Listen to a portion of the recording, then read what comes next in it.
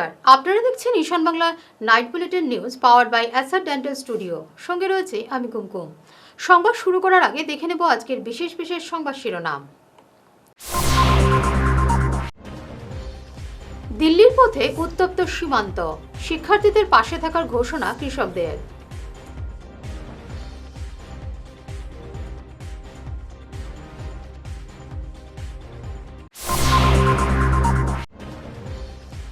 বরাকে স্থায়ী হাইকোর্ট বেঞ্চের দাবিতে আশার আলো।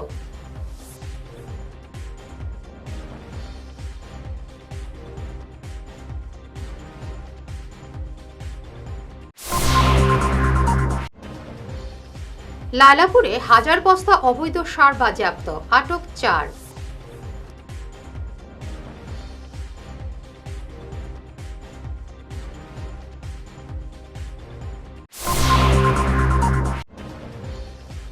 পুটিছড়াতে গুরুচরণ বিশ্ববিদ্যালয়ের নয়া ক্যাম্পাসের জোরালো দাবি।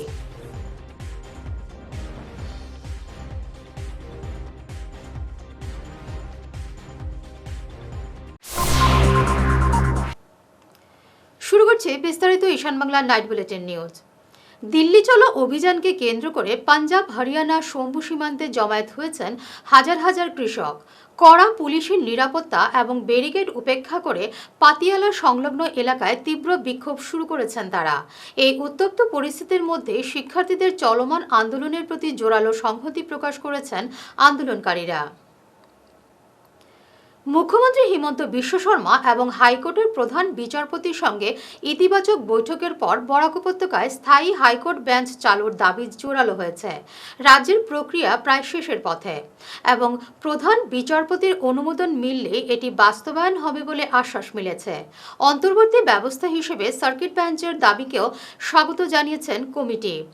1.5 শতাধিক সংগঠনের সমর্থনে ইতিমধ্যে 15,000 স্বাক্ষর সংগ্রহ করা হয়েছে এবং 40 একর জমি চিহ্নিত করার প্রক্রিয়া শুরু হয়েছে। কিন্তু আমাদের এই বরাক উপত্যকার দুজন মন্ত্রী, সব বিধায়করা এবং ডিমা হাসাওয়ের যে বিধায়িকা কিনা লাংথাসারি, প্রত্যেকেই আমাদের সঙ্গে দেখা করেছেন, ওরা চেষ্টা করেছেন এবং পরবর্তী 16 তারিখ যে আমরা মাননীয় মুখ্যমন্ত্রীর সঙ্গে যেটা দেখা হয়েছে, সেখানে অল এলং বাকি যেহেতু ওই দিনই 15 তারিখে লাস্ট অ্যাসেম্বলি ছিল, বাকি যারা মিনিস্টার ছিলেন বা বিধায়করা ছিলেন তারা বিভিন্ন কাজের জন্য তারা চলে আসছেন, কেউ দিল্লি চলে গেছেন, কেউ বরাক উপত্যকায় চলে আসছেন। কিন্তু দুজন, কিশোরনাথ বরখলার বিধায়ক এবং আমাদের ডক্টর রাজদীপ রায়, ওরা অল এলং ওরা যত সময় মুখ্যমন্ত্রীর সঙ্গে আমাদের দেখা হয়নি বা যখন সাক্ষাৎ হয়েছে তোরা অল এলং ওরা দুজন ছিল।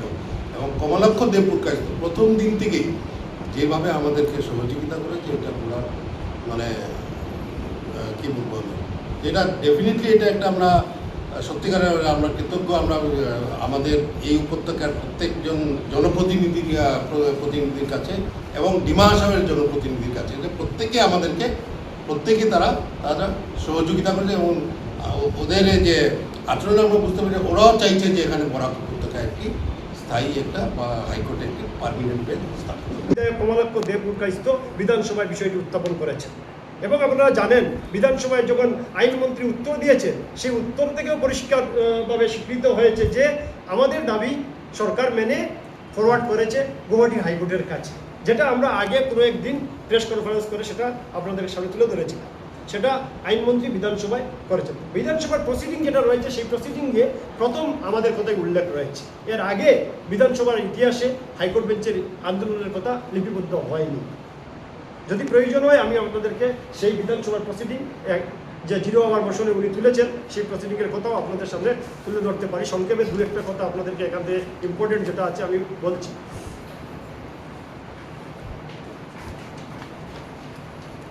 আইনমন্ত্রী উত্তরে বলছেন, 2 memorandum have been received in the Judicial Department regarding the establishment of a circuit bench, permanent bench of the Guwahati High Court in Borakbel. কাছাড়ের লায়লাপুর চেকপোস্টে অসম থেকে মিজোরামগামী 2টি লরি থেকে প্রায় 1000 বস্তা অবৈধ রাসায়নিক সার সহ 4 জনকে আটক করেছে পুলিশ। অতিরিক্ত পুলিশ সুপার রজত কুমার পলের উপস্থিতিতে এই অভিযান পরিচালিত হয়। চক্রের বাকি জড়িতদের গ্রেফতারে এবং আইনি ব্যবস্থা গ্রহণে তদন্ত চলছে। देखिए, हमारा इनपुट के हिसाब से हमें एक खबर प्राप्त हुआ हमारे रिपोर्ट के जरिए कि एक दो गाड़ियां हैं जो कि इलीगली यूरिया लेके नेबरिंग स्टेट की तरफ जा रहा है और उनके पास कोई ऐसा परमिट या वैलिड कुछ नहीं है और इसको ट्रांसपोर्ट करना भी लीगल नहीं है। तो उसी हिसाब से जैसा हमारा जो लैलापुर आउटपोस्ट है, यहाँ पे परमानेंट जो चेकिंग चलता रहता है, वहाँ पे इन लोगों को जब पकड़ा गया और गाड़ियों में जब सर्च किया गया तो उसमें ये जो हमारा जो खबर था उस हिसाब से जब पता किया तो इसमें यूरिया हमको मिला है। और अभी कितना यूरिया मिला है, वो कितने बैग्स हैं, वो अभी काउंट करना बाकी है। जैसा कि आप देख रहे हैं, हमारा सीजर अभी चल रहा है और गाड़ियों से कितना माल निकलता है ये अभी जानना बाकी है। और ये जो दो गाड़ियां हैं वो गाड़ियां किसकी हैं, ये लोग कहाँ से माल लाए और कहाँ ले जाने वाले थे, इसका भी इन्वेस्टिगेशन में पता लगेगा और आज ये एक केस रजिस्टर किया जाएगा। और साथ साथ हमें 4 आदमी मिले हैं गाड़ियों के अंदर जो ये सामान लेके जा रहे थे। इन लोगों से पूछताछ करी जाएगी कि ये लोग सामान किसके कहने पे और किसके पास लेके जा रहे हैं। धन्यवाद। सर, जैसे कि हर दूसरे दिन यहाँ पर चेकिंग होता है और लीगल माल मिलता है, तो इसके बारे में जो सक्सेस है इसके बारे में क्या कहना चाहिए? देखिए, हमारा ये तो सक्सेस बोल के मैं नहीं कहूँगा, ये तो हमारा काम है कि कोई भी अगर इलीगल काम हो रहा है उसको पकड़ना हमारा कर्तव्य है और उसको हम कर रहे हैं वैसे ही। और जितना ज़्यादा इलीगल काम हो रहा है तो वो गलत है, उसको पकड़ना हमारा काम है और उस हिसाब से हम उसे करते चले जा रहे हैं। 21-এর চেতনায় হাতে প্রদীপ নিয়ে শ্রীভূমি শহরে ভাষা শহীদদের স্মরণে পদযাত্রায় অংশ নিলেন ভাষাপ্রেমীরা। শম্ভুসাগর উদ্যান থেকে শুরু হওয়া এই মিছিলে বিশিষ্ট ব্যক্তি এবং সংস্কৃতি কর্মীদের উপস্থিতিতে মুখরিত হয়ে ওঠে চারপাশ। বাংলা ভাষার স্বার্থে শহীদ জগন্ময় দেব এবং দিব্যেন্দু দাশের আত্মবলিদানকে স্মরণ করতে এবং 21-এর চেতনা সর্বত্র ছড়িয়ে দিতে 40 বছর পূর্তি উদযাপন সমিতির উদ্যোগে এই পদযাত্রার আয়োজন করা হয়। কালীন করিমগঞ্জে ভাষা সার্কুলার প্রত্যাহারের দাবিতে যে দুজন শহীদ হয়েছিলেন, আমি প্রথমেই ভাষা শহীদ শ্রদ্ধেয় জগন্ময় দেব এবং দিব্যেন্দু দাশের প্রতি আমি শ্রদ্ধা জানাচ্ছি। আর যে সকল ভাষা সংগ্রামী ওই সময় ওই আন্দোলন রচনা করেছিলেন, আজকে আমাদের মধ্যে উপস্থিত শ্রদ্ধেয় শ্রী রজত চক্রবর্তী মহাশয়, শ্রী সুখেন্দু বিকাশ পাল মহাশয় সহ অন্যান্য যারা আছেন তাদের প্রতি শ্রদ্ধা জানাচ্ছি। এই 21শে জুলাই 40 বছর পূর্তি উপলক্ষে যে উদযাপন কমিটির উদ্যোগে আজ এই মোমবাতি মিছিল এখানে হয়েছে, আগামীকালকে 21শে জুলাই পূর্ণ লগ্নে আমরা এই দাবি জানাচ্ছি যে বাংলা ভাষার যে ভাষা সার্কুলার সেটা সঠিকভাবে যাতে প্রত্যাহার হয়। আর আবার আমি আমাদের একাদশ শহীদ আমাদের জগন যিশু তাদের প্রতি শ্রদ্ধা জ্ঞাপন করে আজকের এই মোমবাতি মিছিলে যারা অংশগ্রহণ করেছিলেন তাদের সকলের প্রতি শুভেচ্ছা এবং কৃতজ্ঞতা জানাচ্ছি। আজ সমগ্র বরাক উপত্যকায় আমরা যারা বাংলা ভাষাভাষী মানুষ থাকি, আজকের দিনটি আমাদের কাছে একটি ঐতিহাসিক দিন। আজকের দিনে আমাদের মাতৃভাষা বাংলা ভাষা, যে ভাষায় আমরা মাকে ডাকি, সেই ভাষার উপর আঘাত এসেছিল এবং তদানীন্তন রাজ্য সরকারের জারি করা সার্কুলারের বিরুদ্ধে 1986 ইংরেজির 21শে জুলাই বাংলা ভাষা শিক্ষার মাধ্যম করতে হবে, এই দাবি নিয়ে আসামের তৎকালীন মুখ্যমন্ত্রী প্রফুল্ল কুমার মহন্তের উপস্থিতিতে আমাদের দুজন বাংলা মায়ের সন্তান জগন্ময় দেব এবং দিব্যেন্দু দাস শহীদের মৃত্যুবরণ করেছিলেন। কিন্তু আজকে 40 বছর পূর্তি হতে চলল এবং এই 40 বছরের পূর্ণ লগ্নে করিমগঞ্জ তথা বরাক উপত্যকায় আমরা যারা বাংলা মায়ের সন্তানরা আছি, আমরা এই 40 বছরের যে ইতিহাস, 21শে জুলাইয়ের ইতিহাস, 11 জুলাই থেকে শুরু করে 21 জুলাই পর্যন্ত যে ইতিহাস, মুখ্যমন্ত্রীর উপস্থিতিতে দুজন বাংলা মায়ের সন্তানকে শহীদের মৃত্যুবরণ করতে হয়েছিল, সেই 40 বছর উদযাপনের বৎসর আমরা পালন করতে চলেছি। শিলচরের বৃহত্তর দুধপাতিল এলাকার পুটিছড়া লেবুরবন্দে 200 বিঘারও বেশি সরকারি খাস জমিতে গুরুচরণ বিশ্ববিদ্যালয়ের নয়া ক্যাম্পাসের দাবি আরও জোরদার করেছে GC university campus demand convenor committee. আজ শিলচরে আয়োজিত এক সাংবাদিক সম্মেলনে জানানো হয়, ওই ক্যাম্পাসে উচ্চশিক্ষার প্রসার এবং দ্রুত অবকাঠামোগত উন্নয়ন সম্ভব। ইতিমধ্যে প্রশাসনকে স্মারকপত্র এবং জমির যাচাইকরণ সম্পন্ন হয়েছে। দাবি পূরণ না হওয়া পর্যন্ত শান্তিপূর্ণ আন্দোলন চালিয়ে যাওয়ার ঘোষণা করেছে কমিটি। গত প্রায় 6 মাস থেকে আমাদের বৃহত্তম দুধপাতিল যে আমাদের জিসি ইউনিভার্সিটি করার জন্য আমরা একটা ডিমান্ড কমিটি বানিয়েছি। আমরা যেহেতু শিলচরের সংলগ্ন একদম সামনে, তার জন্য আমরা বিশেষভাবে সরকারকে অনুরোধ করছি যাতে সেই বিশ্ববিদ্যালয়টা আমাদের সেই দুধপাতিল বৃহত্তম দুধপাতিলে দেওয়ার জন্য। আমাদের কাছাড়ের সকল বিধায়কের কাছে গিয়েছি, মন্ত্রীর কাছে গিয়েছি, এবং আমাদের বড়কলার বিধায়ক সেই জায়গাতে গিয়ে উনি দেখেছেন, এবং দেখে উনির কাছে অনুরোধ রব যাতে আমাদের বড়কলার 117 নং বড়কলার মধ্যে আমাদের দুধপাতিল বৃহত্তম দুধপাতিলে সেই ইউনিভার্সিটি যাতে হয়।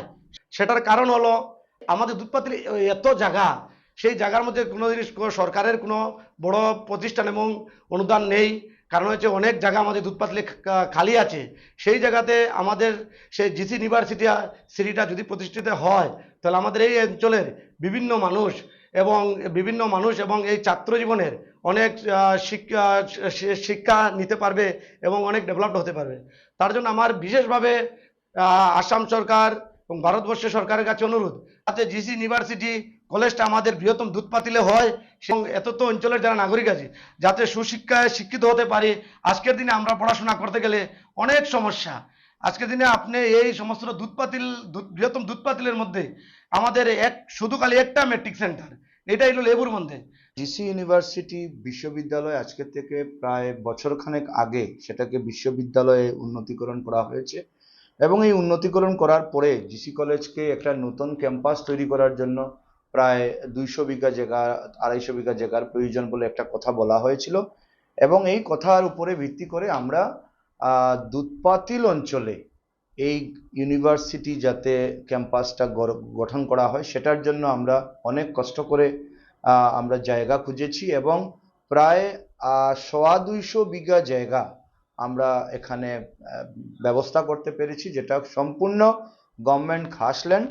এবং এইখানে এই ল্যান্ডের ডিটেলস নিয়ে আমরা প্রাথমিকভাবে ইউনিভার্সিটি কর্তৃপক্ষের সাথে দেখা করি, এবং ইউনিভার্সিটি কর্তৃপক্ষ দেখা করার পরে ইউনিভার্সিটি কর্তৃপক্ষ সেখানে ভিজিট করেন।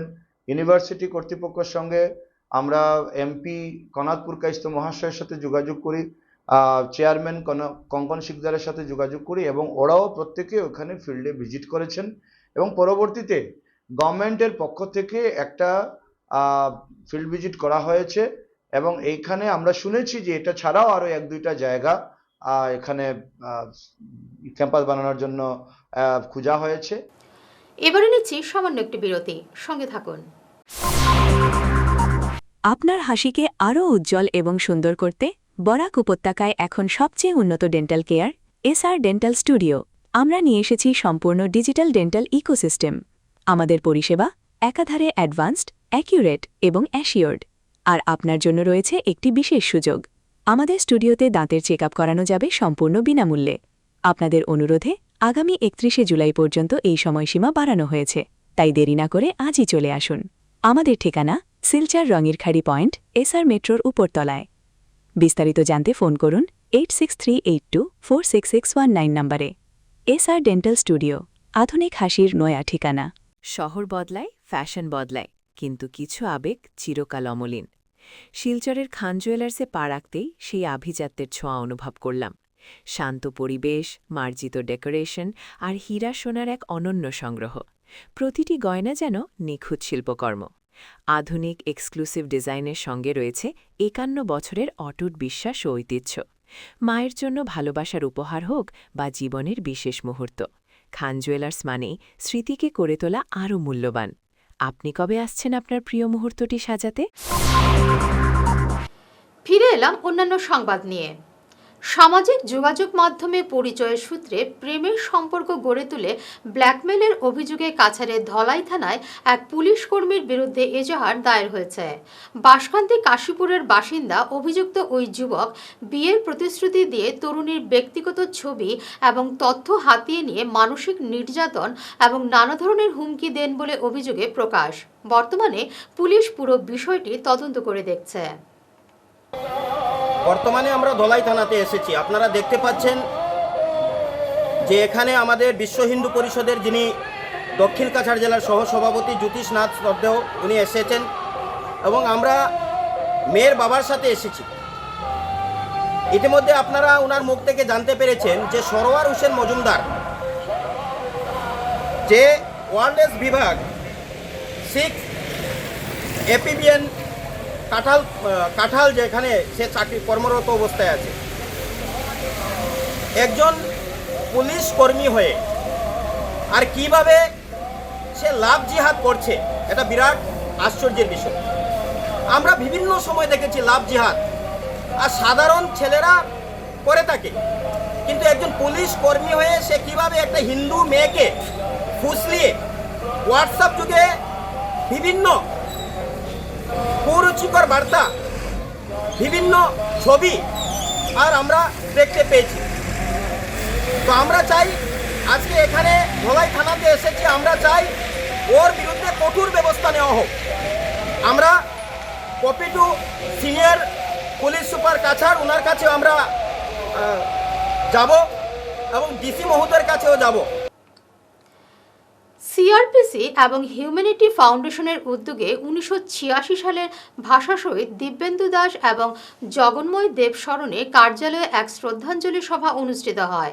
আসাম বিশ্ববিদ্যালয়ের প্রাক্তন উপাচার্য তপোধীর ভট্টাচার্যের প্রধান উপস্থিতিতে শহীদদের প্রতিকৃতিতে মাল্যদান এবং ভাষা রক্ষার শপথ নেওয়া হয়। অনুষ্ঠানে বিশিষ্টদের পাশাপাশি শিলচর বার অ্যাসোসিয়েশনের যুগ্ম সাধারণ সম্পাদক নির্বাচিত হওয়া আইনজীবী আলী রেজা ওসমানীকে সম্মাননা জানানো হয়। এবং পরে তো আমরা সবাই জানি প্রয়াত মহাদেব বুলবুল আমার বন্ধু, এবং আমাদের যারা যুদ্ধে প্রাণ দেয় শুধু তারাই যে যুদ্ধ করে তা না, যারা হয়তো সেভাবে প্রাণ দেয়নি কিন্তু নিজের কাজের মধ্য দিয়ে যদি আমাদের জাগিয়ে রাখার চেষ্টা করে, তারাই প্রকৃত যোদ্ধা। ইমাদ উদ্দিন বুলবুল সেরকম একজন যোদ্ধা ছিলেন, এটা আমরা সবাই জানি।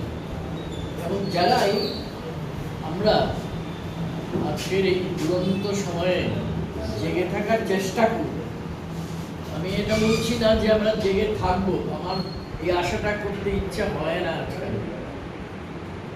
তবুও আমি বলবো যে আমরা জেগে থাকার চেষ্টা করছি যারা, তারাই একটা যুদ্ধ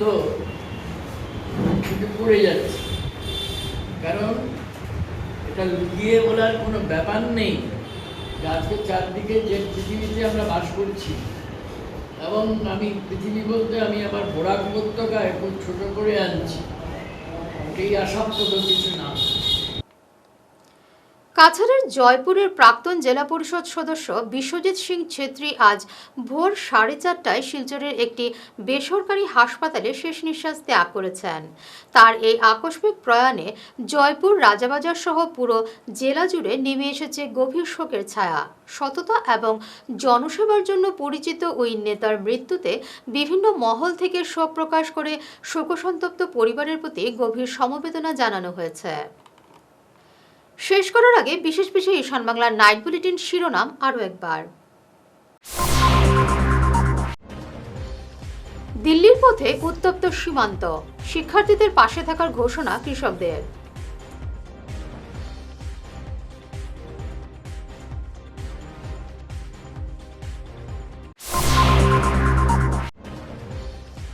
বরাকে স্থায়ী হাইকোর্ট বেঞ্চের দাবিতে আশার আলো।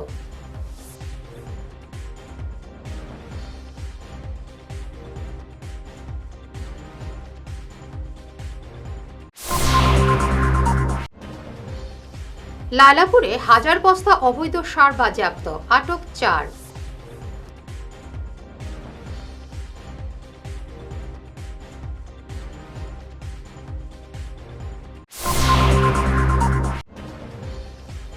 গুটি ছড়াতে গুরুচরণ বিশ্ববিদ্যালয়ের নয়া ক্যাম্পাসের জোরালো দাবি।